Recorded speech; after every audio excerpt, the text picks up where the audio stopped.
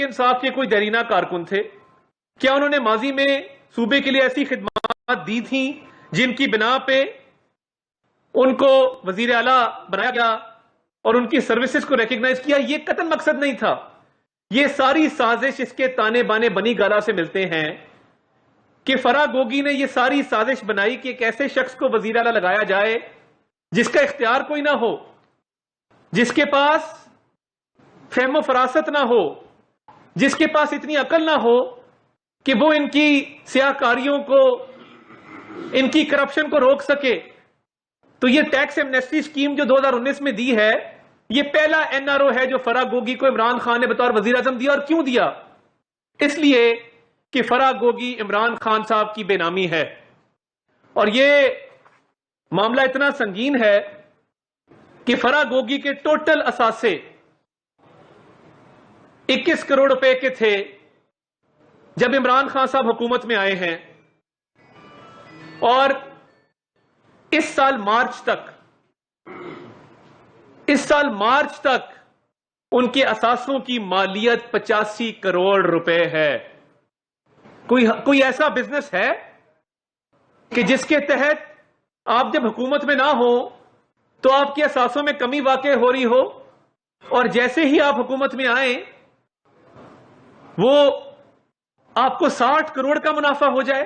اور یہ صرف وہ رقم ہے جو 43 سسپیشس ٹرانزیکشنز کے تحت فرح گوگی کے 15 اکاؤنٹوں کے اندر آئی.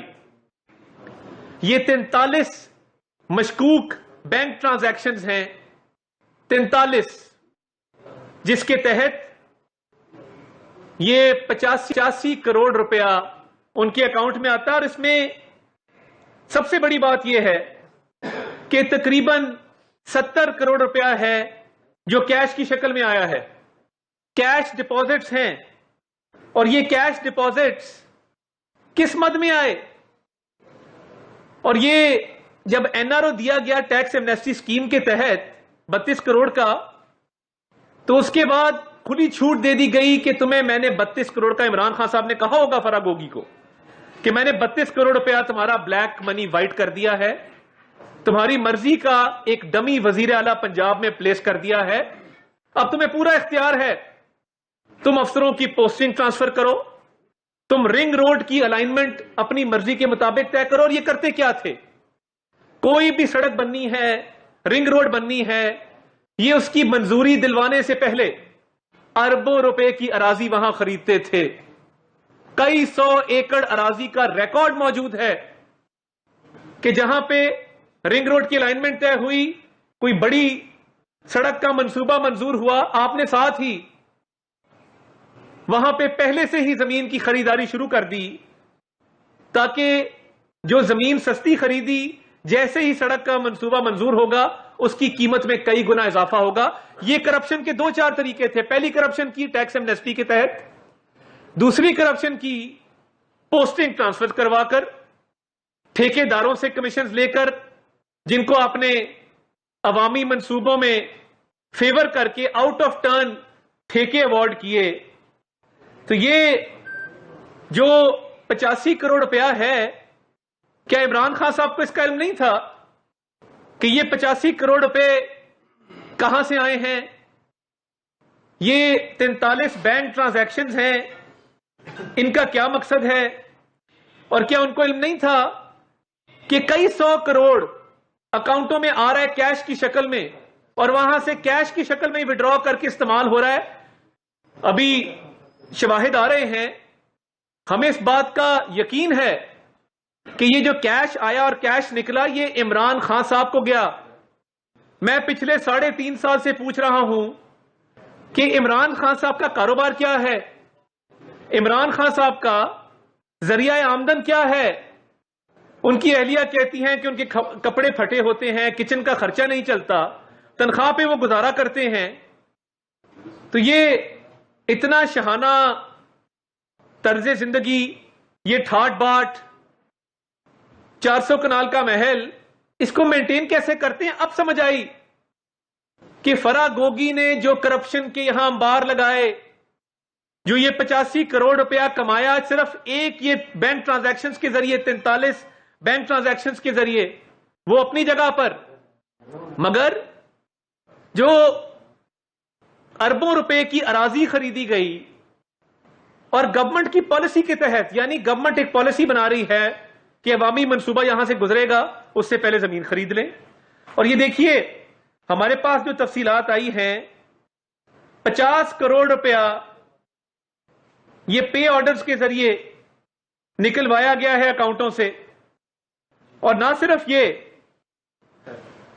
یہ جتنے یہ غوثیہ بلڈرز کا اس میں نام ہے جن کو پیمنٹ کی گئی ہے 8-10 کروڑ روپے کی، تو یہ کیا عمران خان صاحب بالکل نہیں دیکھ رہے تھے؟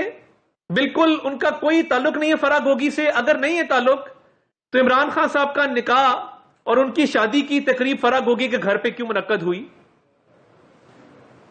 اور عمران خان صاحب نے اتنی کھلی چھوٹ کیوں دی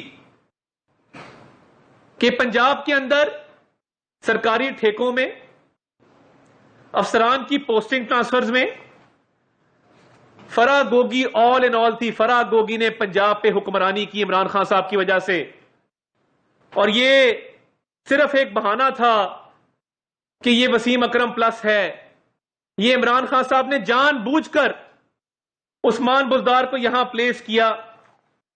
اور یہ دیکھیے کہ یہ جو اثاثوں میں اضافہ ہوا ہے، اس میں ایک البراق ہاؤسنگ پرائیویٹ لمیٹڈ یہ اکاؤنٹ ہے. ان کی اہلیہ کہتی ہیں کہ ان کے کپڑے پھٹے ہوتے ہیں، کچن کا خرچہ نہیں چلتا، تنخواہ پہ وہ گزارا کرتے ہیں.